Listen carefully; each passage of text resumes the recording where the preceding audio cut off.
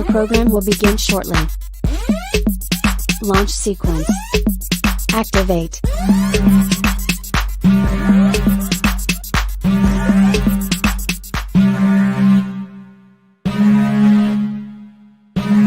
Warning, the following content is not politically correct.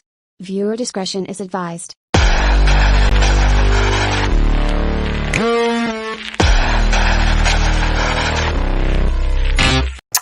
Welcome back to the channel today, everyone. I am Sara Higdon. This is Transformed to Freedom, and we're just going to jump right into it today. So if you didn't see, obviously, well, first, I guess I hope everybody had a good Super Bowl last night. If you watched, if you didn't, I mean, it is interesting. I haven't watched I haven't watched football in years, and this is the first time I've watched the playoffs, mostly because I grew up a Lions fan. And it makes me angry because I know that the Lions should have beat both of those teams last night. So, just what it is. Could have made history this year, but instead,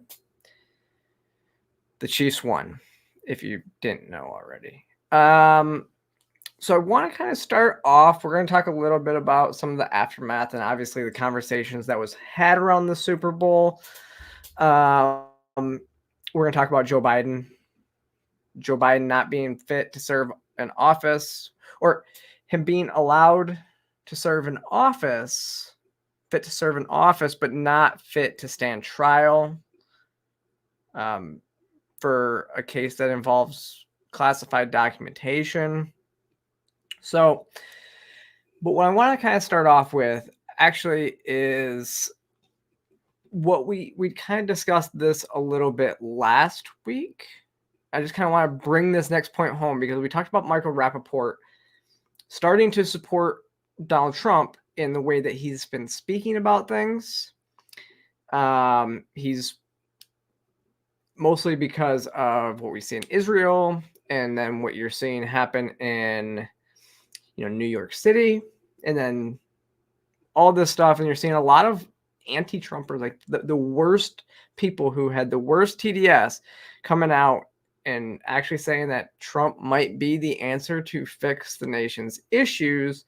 And he actually went a step further. And this is something good too, is that he actually admitted that the narrative that he pushed during Michael Rappaport, that is, pushed during the Charlottesville stuff, was fake news.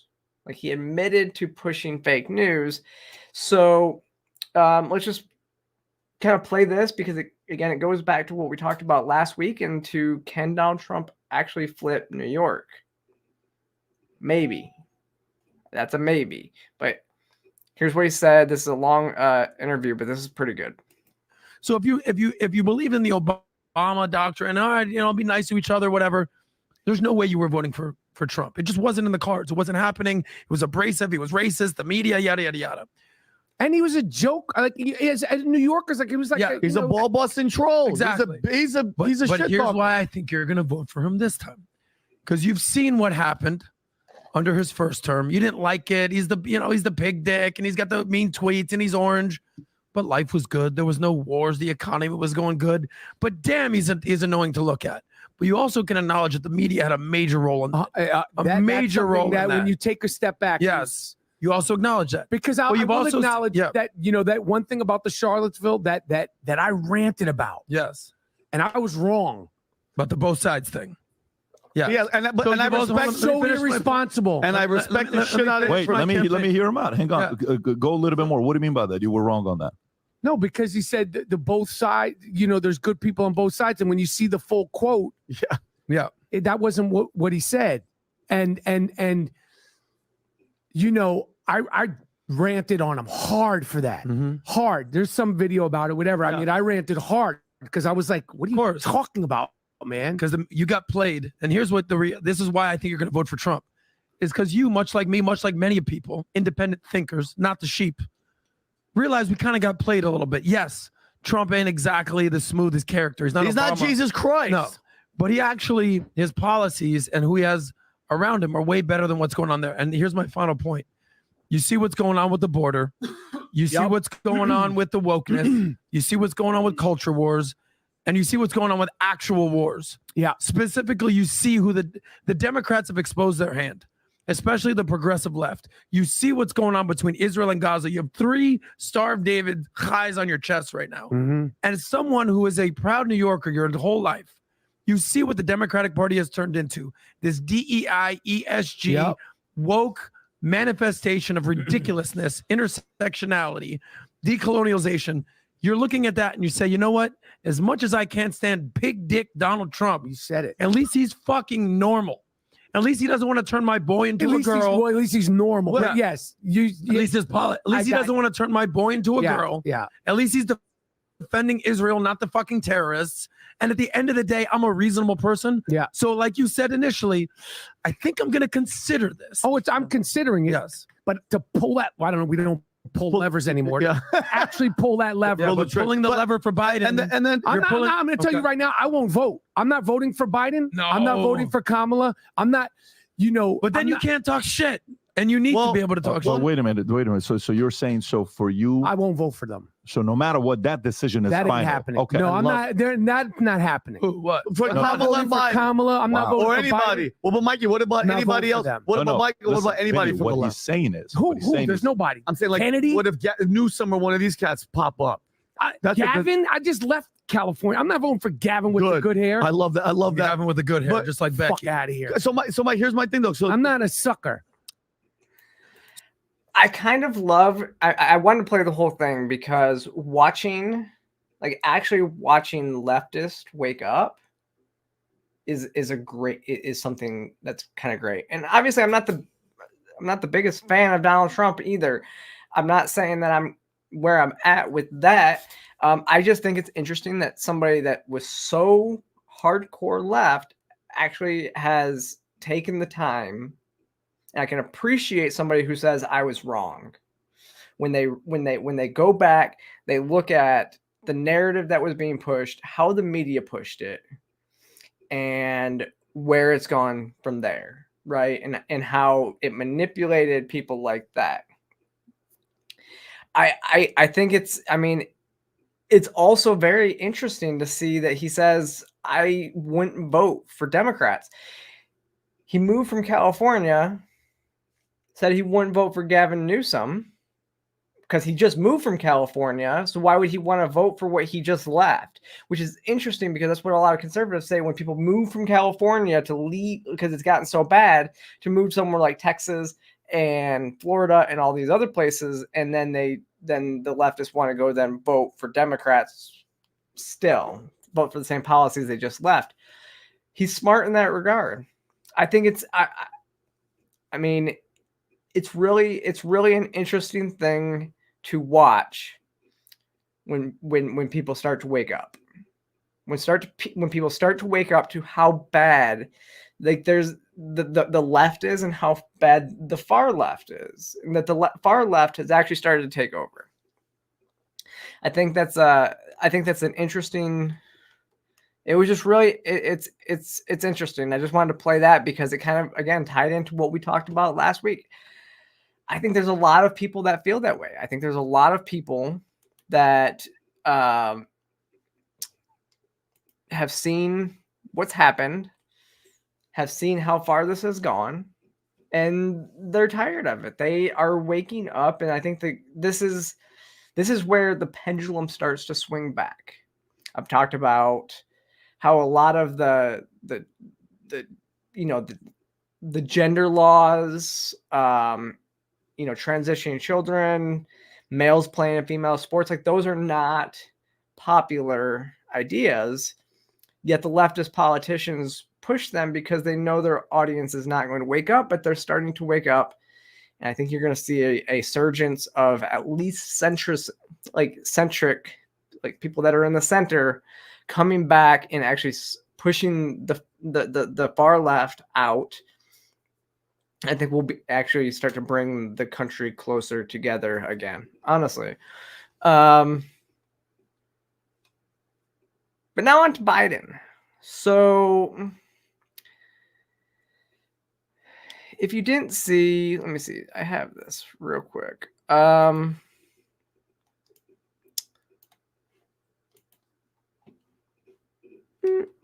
is this? Okay. So last week, if you didn't know what was going on, so special counsel was Robert Hur was brought in to determine if there was evidence to prosecute Joe Biden for withholding classified information, classified documentation after he had left the White House as the vice president. They found stacks of classified documentation in his Delaware garage, very similar to what Trump is now in court in Florida for trial on withholding classified documentations from when he was president at Mar-a-Lago, right? So what's interesting about the conclusions is Trump's being prosecuted. Biden, they said, will not be prosecuted because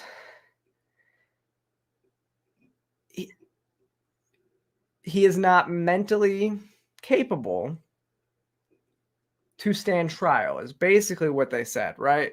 So they said, and this is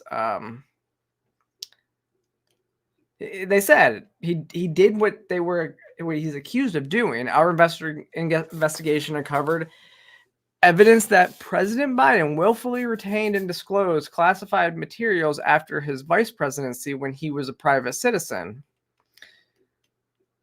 However, he added the evidence does not establish Mr. Biden's guilt beyond a reasonable doubt and cites factors related to his memory. They said it was significantly limited during the interview. So here's what he said.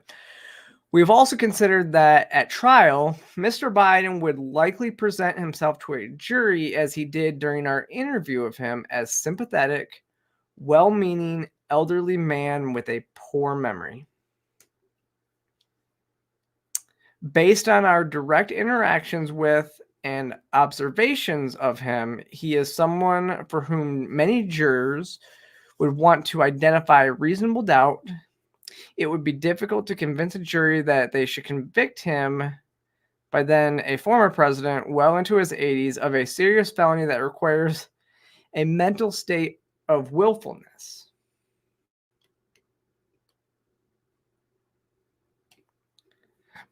During their investigation, they said Biden's memory also appears to have had significant limitations, both at the time that he spoke to, I don't know that name, in 2017, as evidenced by the recorded conversations and evidenced by his recorded interview with our office. Basically, they said that he couldn't remember a lot of dates, details.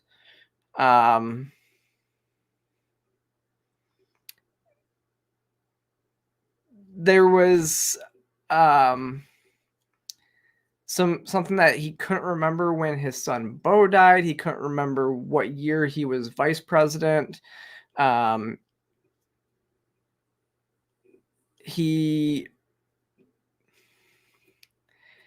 had his memory issues were bad enough that they said they think that a jury could be convinced that he did not willfully retain the documentations. He just forgot about them.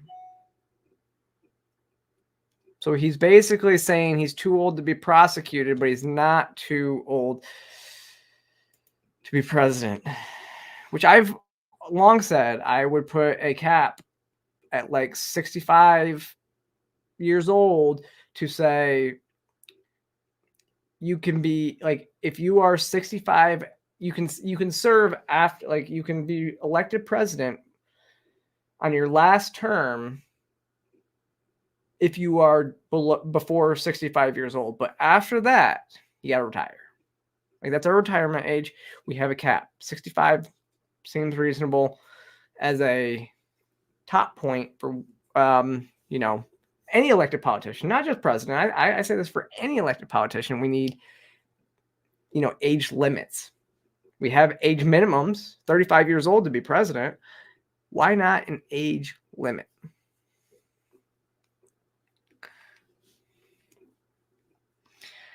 What's interesting, though, and somebody needs to be fired for this, like really be fired for this. Somebody on the president's staff thought it was a good idea that as soon as this report came out, they were going to do an emergency press conference just to show how bad, I mean, how good his memory actually is and how, you know, acute he is there. Watch. First thing that happened, I mean, he lashed out at a reporter. So you can see this one. He lashes out at reporters. Mr. President, for months when you were asked about your age, you would respond with the words, watch me. Many American people have been watching and they have expressed concerns about your age. That is your judgment. That is your judgment. That is not the judgment of the press. They express concerns about your mental acuity. They say that you are too old. Mr. President, in December, you told me that you believe there are many other Democrats who could defeat Donald Trump. So why does it have to be you now? What is your answer to that question? Because I'm the most qualified person in this country to be president of the United States and finish the job I started. Mr. President. What's interesting about all this is it was actually released today, and I don't have it in here, but it just sparked my mind that he's due for a physical, but the White House has now said that a mental acuity test is not on the docket for him. They're not going to do it. They're not going to let the American people know that he's actually fit to serve. But here's the next one. This one's pretty interesting too. Here.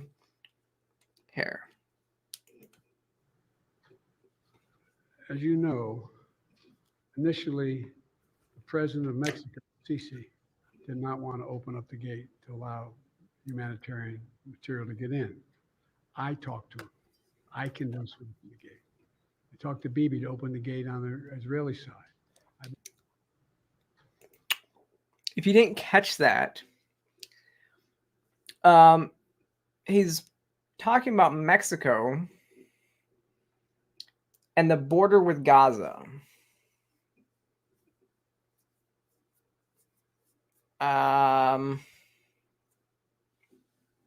Really? Mexico's now in the Middle East? That's a hard sell to say that was just a slip up, right?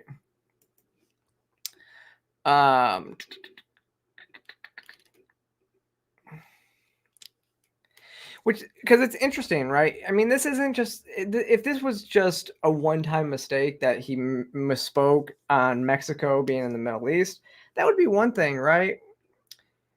Like,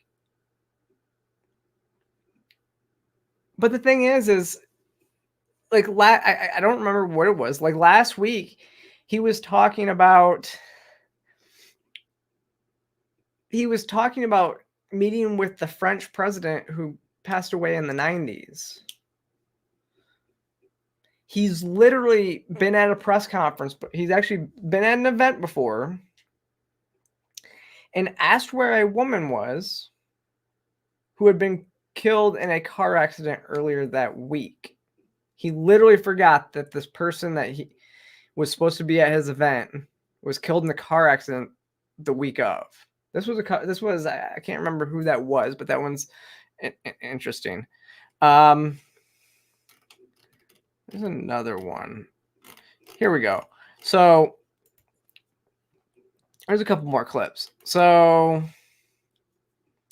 here's another one of them, just lashing out at the report.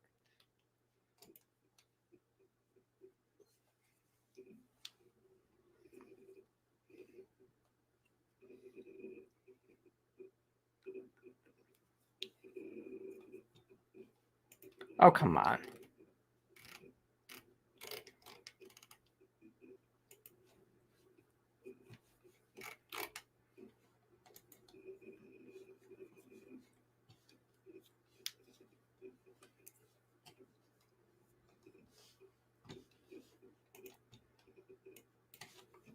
Here's the next one.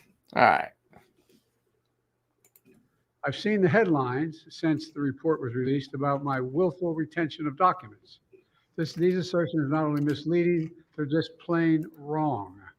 On page 215, if you had a chance, I know it's a thick document. On page 215, the report of the special counsel found the exact opposite. Here's what he wrote.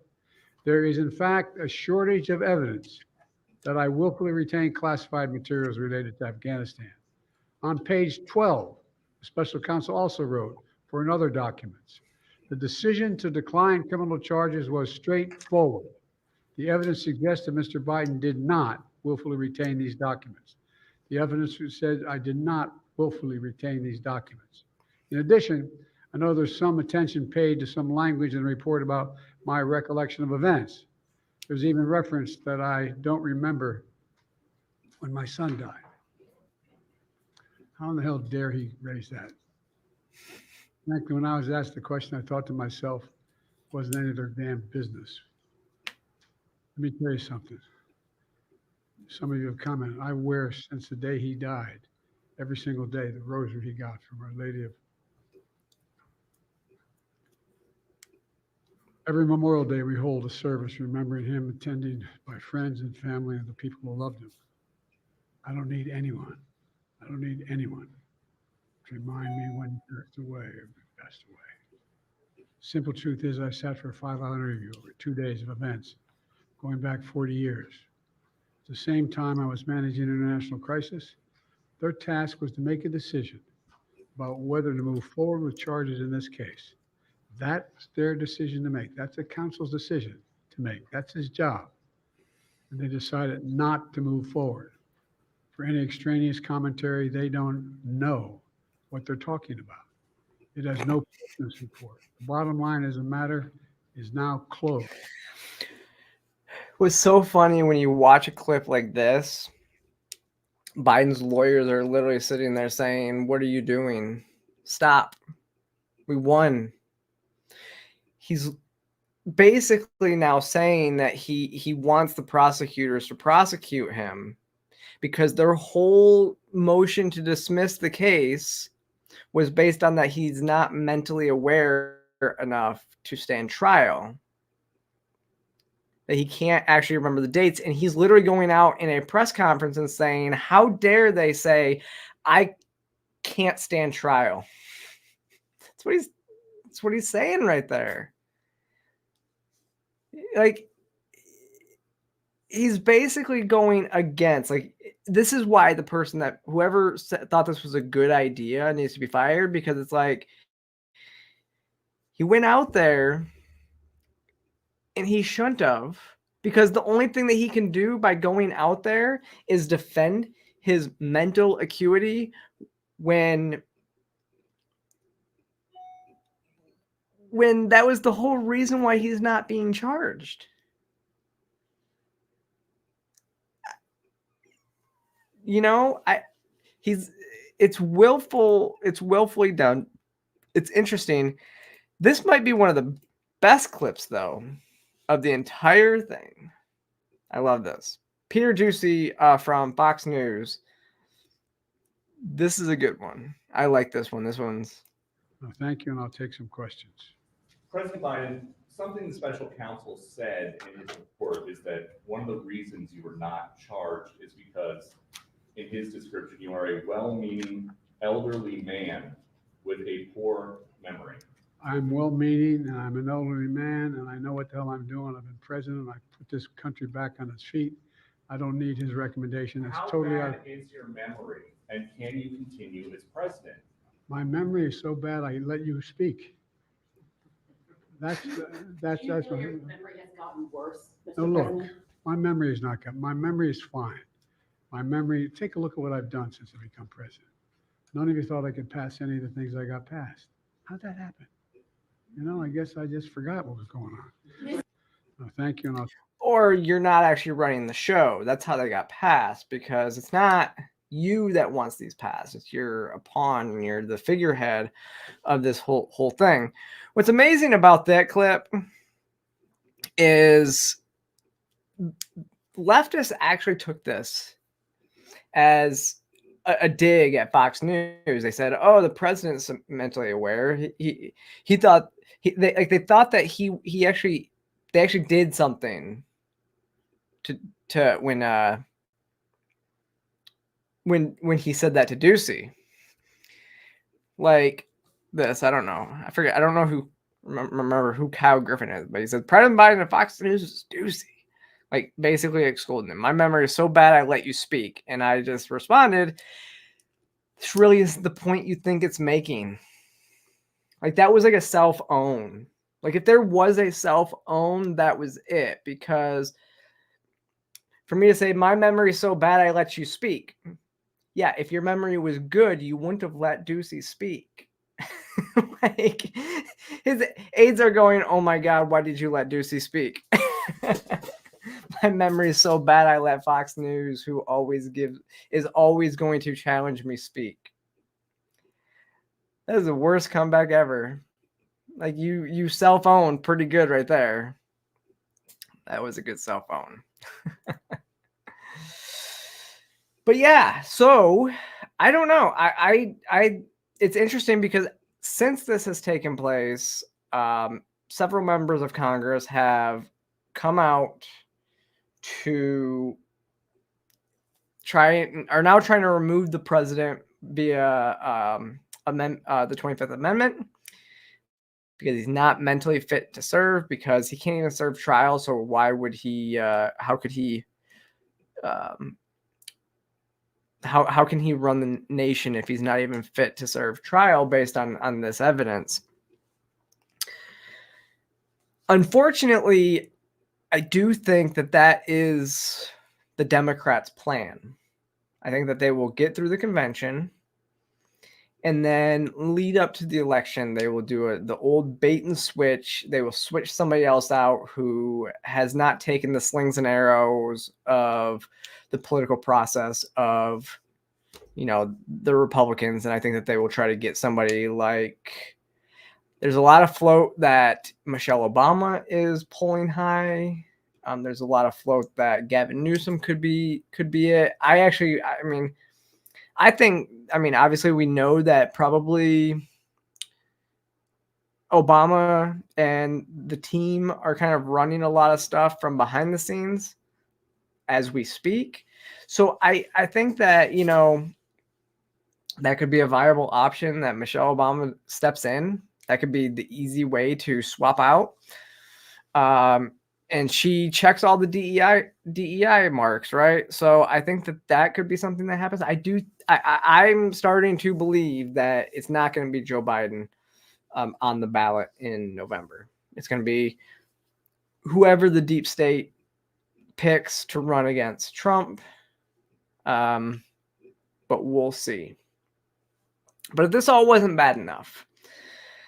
So obviously we had the Super Bowl yesterday. And I honestly, I feel like the White House is starting to troll a little bit. They're starting to play into some of the right-wing conspiracies. Some of the things that the right wing has started to point out about everything. In a lot of ways, the whole Taylor Swift stuff, like they're going to use Taylor Swift. She's a psyops, all this stuff. Everybody on the right was kind of saying that, of course, Kansas City was going to win the Super Bowl. It was rigged from the beginning.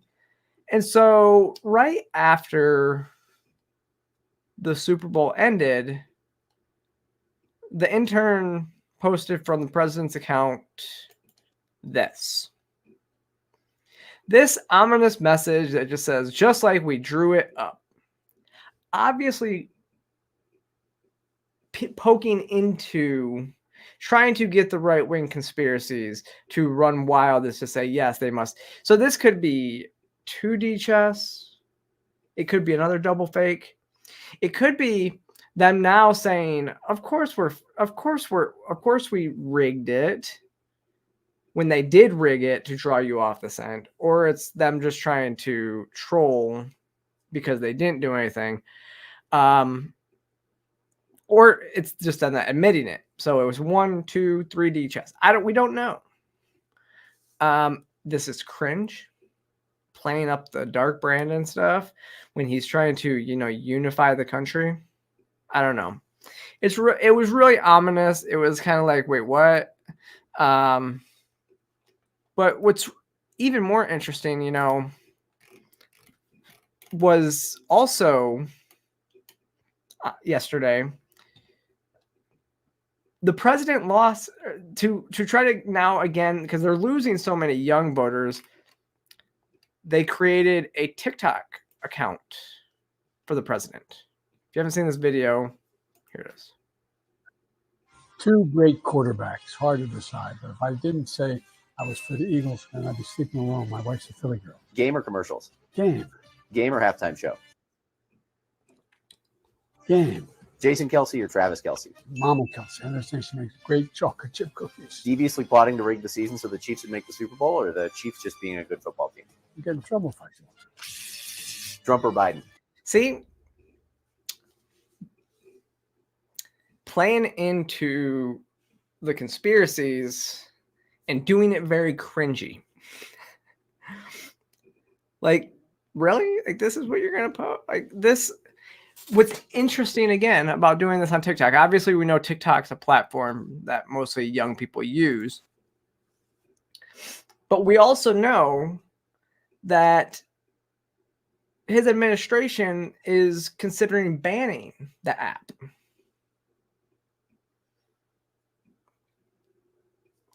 Like, here's the way that Kirby actually responded to this, how the White House responded to this. When asked about banning the platform, like the administration is planning to ban the platform, yet now they're on it, trying to court voters. Let's see. Thanks so much. John, on TikTok, can you explain what are the national security concerns that the administration has about TikTok? As you know, it's not approved for use on government devices, and that remains the case today. And I think, again, I don't want to get into too much of the national security technical reasons behind that, but it does have to do with concerns about the preservation of data and the potential misuse of that data and privacy information by foreign actors. I think that's as far as I can go. Thanks so much. John, on TikTok, can you explain what are the national security concerns that the administration has about TikTok? Yeah. So yeah, if they have national security concerns about the use of TikTok, why are they then using TikTok? Are they now because it's a Chinese app, right? We all know this. Everything's there. If it's a national security threat because the CCP is actually using it to, affect our elections and affect our politics and all of this stuff, why then would you go on that app? It's because it's to court voters, obviously. Like they are going to do whatever they need to do. They want to look hip and cool, and so they've invited a lot of content creators, most of whom are TikTokers, to the White House to have press briefings, to push their narratives. And so it's interesting out there. But continuing on this trend, this morning, was it this morning? Yeah, this morning after the Super Bowl win, obviously, again, playing into the conspiracy that they are courting Taylor Swift to push Joe Biden to her audience and all this, like that she is a psyops to do all this. They take, again, this is very cringy when you take to the White House podium to congratulate all Swifties when Taylor Swift really was not in the game. It's literally her boyfriend. Let's watch. All right, everybody. Happy Monday and good afternoon to everyone. Hope everyone got some rest after last night's Super Bowl. The president was able to catch some of the game.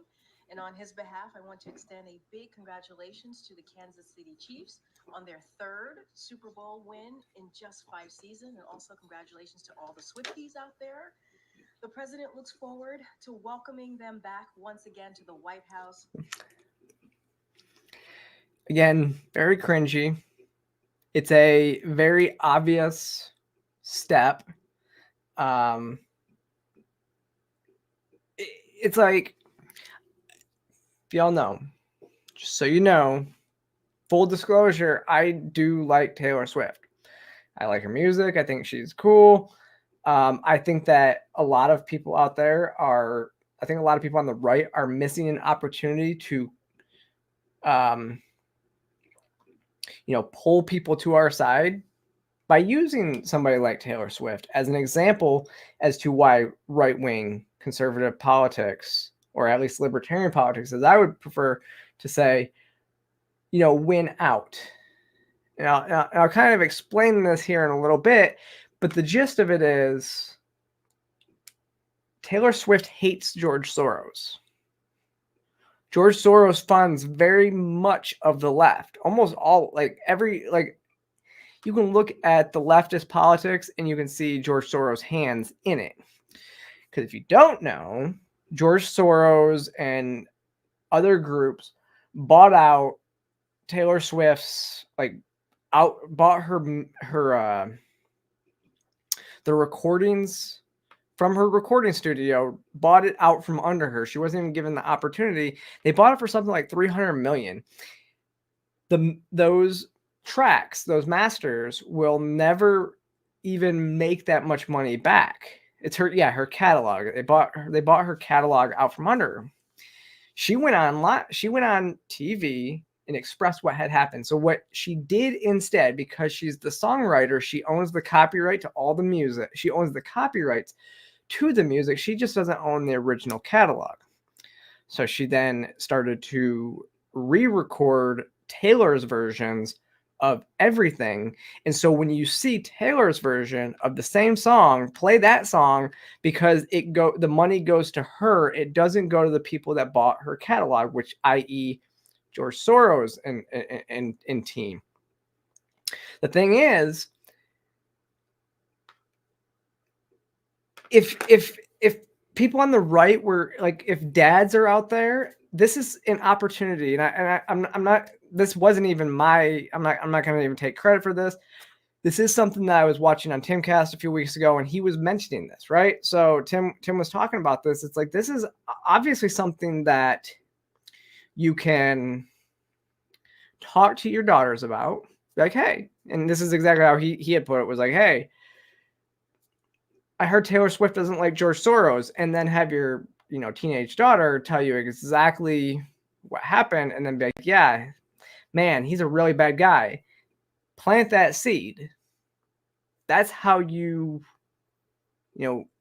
bring people into your community, bring people into your way of thinking, relate to them. The problem with the left and the right is they don't know how to relate to people on the other side. I always say that people need to go and read how to influence, how to make friends and influence people, because you don't win people over by beating them over the head with a stick. You win them over with good arguments and being relatable. Relate stuff to them. And me personally, I just try to be friends with people. I mean, personally, I don't know how to actually do any, I don't know how to actually influence people. I just know just to be friends with people. And then generally when you're friends and you're nice to people and they see you're not this crazy leftist, then you can have a conversation as to the best way to, fix society. It opens up conversation and it changes the perception of everybody in a single group. So that's the way that I see it, and I think that, you know, people on the right are missing a huge opportunity with this. But I'll tell you, I think that I think like even the NFL, now we're going to move on to Taylor Swift, because now even the NFL, they're setting her up. Okay. They are setting Taylor Swift up. And I don't know if you can see this on your screen because it might be too small. Now look, I actually don't have an issue with what's going on in this video. I actually have more of an issue with the NFL. So here, watch.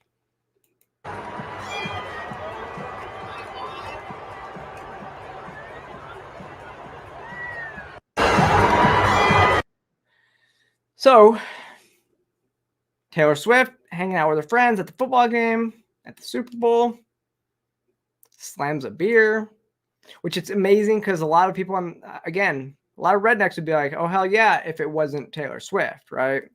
If it wasn't somebody that they knew that they weren't programmed to dislike, they would be like, oh, hell yeah, a woman who can, you know, slam a beer and have a good time and party. I think that they would love that. Like I said, this was my caption for it is the NFL supporting this. Like I like Taylor Swift. I'm all for partying, hanging out with friends like this. I'm all for this. I mean, I drink, I go to the bar. If my friends ask me to take shots, sometimes I'll take shots.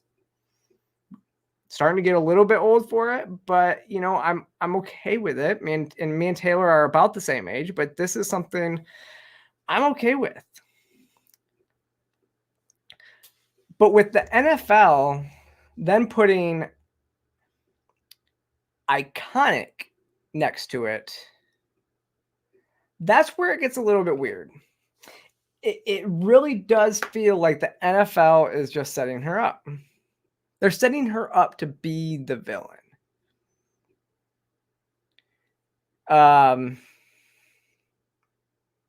Because, like I said, they're putting her on the screen all the time.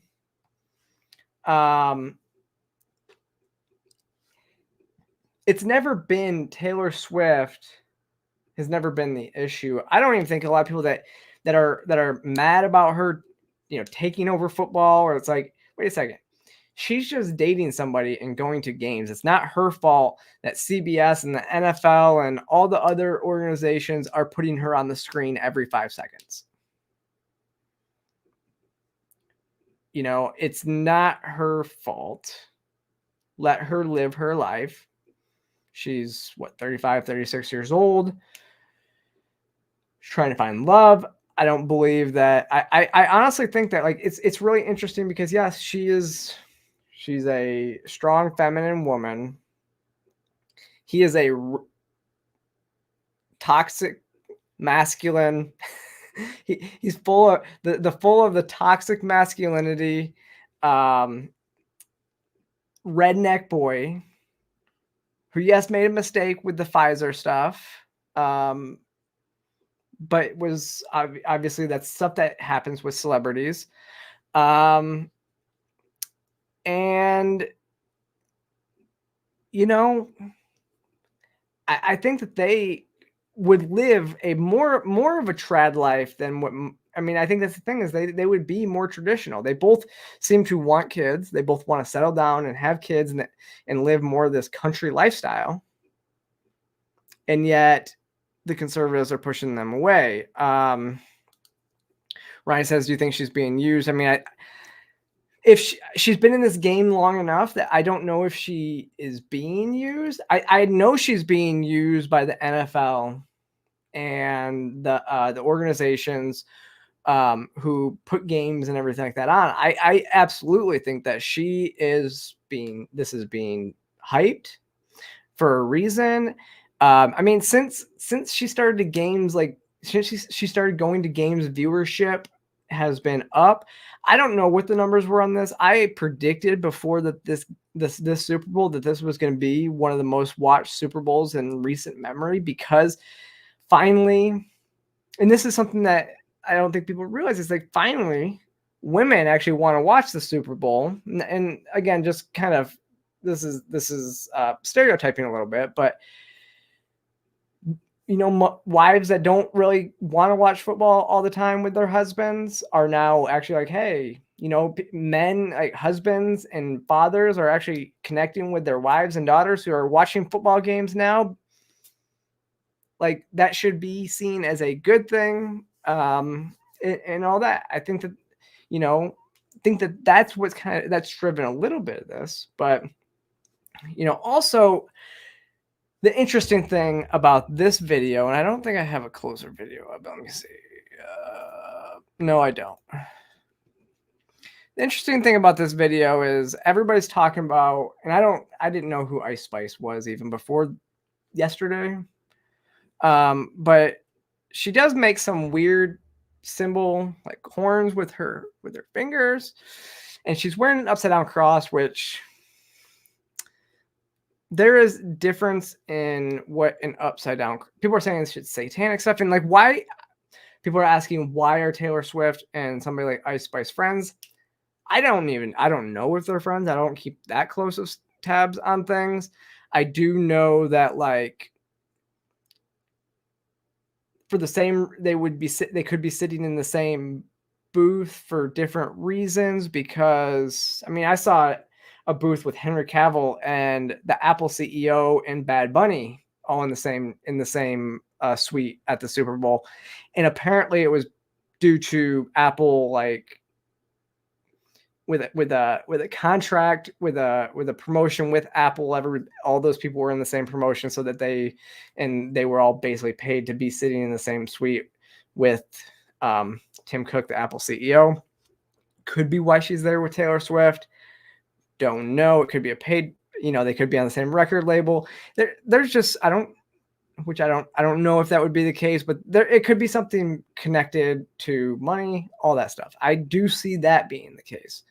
And this was a weird moment, because while people were watching Taylor Swift, she was doing something really weird with her hands. And of course, it could, again, just be to draw the conspiracy theories out there, but it's really bad. The worst part about this, and the upside down cross, where there's different interpretations of it. I know some atheists wear upside down crosses because it seems to be the antithesis of Christ. But I've also know that some people, especially maybe it's just Catholics, I don't know, see the upside down cross as in honor of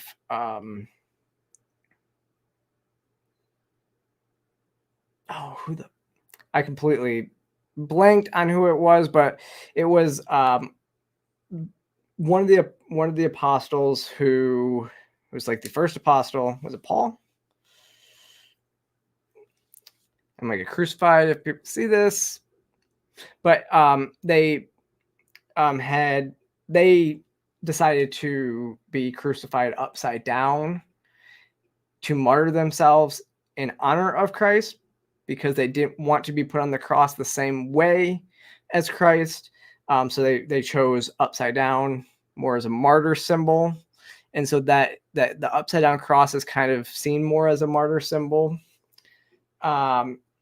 What really, but I will say the worst thing about this, about what Ice Spice is wearing,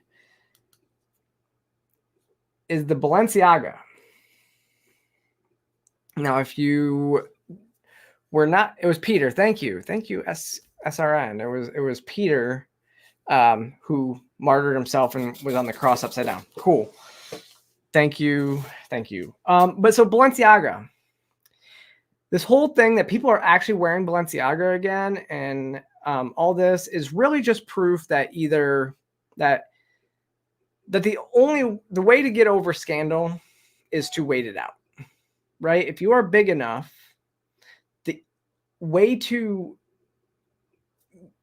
pass a scandal is just wait it out. And now Balenciaga, if you don't remember, they had this really weird photo shoot last year that there was like child sex trafficking cases like on the documentation, and there was huge protests. I was out at one of the protests with Gays Against Groomers, and some other and the Mom Army, because it was like they used children, and it was like very demonic, like children stuff, and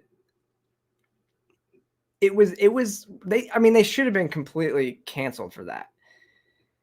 Because it was basically signaling that, yes, Hollywood is full of pedophiles, and this is the type of stuff that they think they can get away with. They kind of pass the buck off to their designer, everything like that. But now, people are openly wearing Balenciaga again, which ties into this whole, what were those symbols? What was she doing with her hands? The upside down cross, and now Balenciaga, that then ties into a deeper, again, symbolism that shows maybe this person that Taylor Swift is hanging out with, she might not be the best person. She's coming across as very surrounded by evil, right? If what Balenciaga was seemingly pushing before did not turn you away, I would say I don't trust you, and you should probably you probably shouldn't be making weird hand gestures and wearing upside down crosses. Like, honestly, the other two stuff could be explained away, but the Balenciaga can't. I don't know how anybody feels comfortable ever seeing. I would never feel comfortable being seen in Balenciaga again. Like, they haven't done anything to change their image. Like, absolutely nothing. Right? So, I don't know. But it is interesting, again, watching all the conservatives and watching people trying to push away Taylor Swift fans when the one person who is actually trying to bring them in, Donald Trump. Donald Trump went to Truth Social this weekend to basically say that Taylor Swift has only benefit under him, and Joe Biden hasn't done anything for her. He said, I signed and was responsible for the Music Modernization Act for Taylor Swift and other musical artists. Joe Biden didn't do anything for Taylor and never will. There's no way she could endorse crooked Joe Biden, the worst and most corrupt president in the history of our country, and be disloyal to the man who made her so much money. Besides that, I like her boyfriend Travis, even though he may be a liberal and probably can't stand me. Donald Trump gets it. He gets it, while everybody else is kind of pushing the Swifties away. Donald Trump is out here going to try to court them. Even says he likes Travis Kelce. So, the biggest thing that everybody always says negative about Travis Kelce was the Pfizer stuff. Was that he was one of the big pushers of the Pfizer vaccine. I don't know exactly how deep he went. I haven't seen too much. I just know he was the face of Pfizer, face of the vaccine, the COVID vaccine, right? But I would say Donald Trump was just as big of a pusher of the COVID vaccine as Travis Kelce, with Operation Warp Speed and all that stuff. I mean, they kind of had the same issue with conservative voters, would be the Pfizer vaccines. If that's the only issue you have with Travis Kelce, then maybe, and you like that, if that's the only issue you have with Travis Kelce and you like Donald Trump, maybe, just maybe, you should open your mind a little bit and possibly give this a chance and try to court instead of push away. But what do I know? Lastly, talking about the Super Bowl, I wanted to bring this one up too, because we're gonna go through this one. Okay. So during the game, Dove body wash, the soap, they had this really amazing, they had this blimp, it looks like, I don't know, and it was in Vegas, and they had a banner on it, and this is what it said. So watch the video. It says, "Let's help keep girls in sports." And it said, "Now we've got your attention. Our confident sport program has landed in Vegas, ready for the big game. Hashtag keep her confident." Interestingly enough, keep girls in sports. So what I actually reacted to this was Dove wants to keep girls in sports, but don't realize competing against males is what's pushing a lot of girls out of sports. And they support trans athletes over females. I say this because Dove supported Laura Hubbard, the failed trans Olympian. They supported her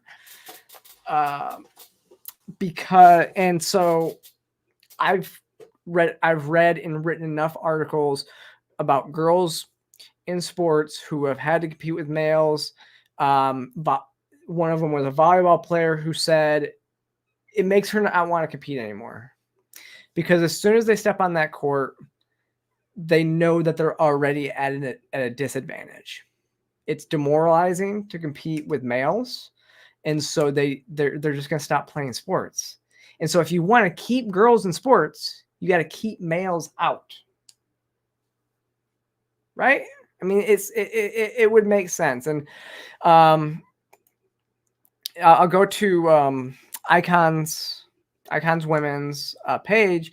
They are the source that I use to see this, because they, in 2021, then said, "History in the making. Congrats to Laura. Here's to more trans representation in sports." So in 2021, it was here's to more trans representation in sports. In 2024, now it's keep girls in sports. So you supported pushing girls out of sports in 2021 because of males, and you didn't realize that that was going to demoralize young girls, so they wouldn't want to compete anymore. Come on now. That doesn't make any sense, does it? Doesn't make sense to me. So, and it is interesting because they did actually, let me go click on this. They shut off their comments. But what's funny is they got 100, their ratio is 133 likes to 247. Interesting, right? And that's basically what the comments all pretty much were for it. Yeah. I just don't get it. But thank you. And actually, if you guys saw later this week or earlier last week, I put out 2 extra videos. So if you haven't gone and watched those, make sure you go watch the 2 extra videos I put out last week. This week, I may have 2 more videos, and I'll just kind of give you a sneak peek of what those are. So first, the University of California on all their campuses has seen a rise in a huge, like triple, has seen the number of trans and non-binary students triple since 2021 or 2019. However, there's something that's really interesting is 4% of people are now identifying as non-binary, where it's still like 0.1 and 0.2% are based on sex are identifying as trans men and trans women, meaning that the transsexuals are actually still about the same size as we've always have been. It's all the weird queer population, self ID stuff that's being elevated. So the people that have gender dysphoria is not so high. Gender dysphorics are the gender dysphorics have basically remained the same in these campuses, whereas just the people with with different personalities are skyrocketing. Go figure. When you don't have to actually have surgery, do hormones, or have even a medical diagnosis, who would figure that would actually skyrocket? So I'm thinking about I'll probably put something out on that here this week as well. We also had the American College of Pediatricians came out this week after reviewing over 60 studies that say that there is no long-term evidence that mental health concerns are decreased or alleviated by gender-affirming therapy. So I'll put that out as well. I should. If I have time, I'm going to make those videos. If I don't, just bear with me, okay? We can talk about those later. But I want to say that thank you again for joining me for another great week of Transformative Freedom. If you haven't already, make sure you click that like and subscribe button below. Follow me across all social media platforms, and I will see you next time.